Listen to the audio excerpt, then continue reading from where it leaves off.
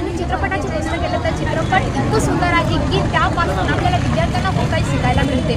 ज्योतिबा फुले यांनी सांगितलं की सत्यशोधक म्हणजे नेमकं असते काय, सत्यशोधकाचं आपण कसं काही परीक्षण करून आपण सत्यशोधक आपल्या समाजामध्ये घडवू शकतो व त्यांचे कर्तृत्व आपल्या अंगी घेऊन आपण कशा प्रकारे समाजाला प्रोत्साहित करू शकतो व आपले गुण लोकांना दाखवू शकतो हे या चित्रपटाच्या माध्यमातून कळलं। आणि हे चित्रपट इतकं छान होतं की सर्वांनी आवर्जून बघायला हवं। आणि या चित्रपटाच्या निर्देशकाला आम्ही धन्यवाद करतो की त्यांनी आम्हाला खूप अशी मोलाची संधी दिली व आम्हाला ज्योतिबा फुले यांच्या आत्मचरित्राबद्दल इतकी सुंदरशी माहिती दिली ते चित्रपटाच्या माध्यमातून। धन्यवाद।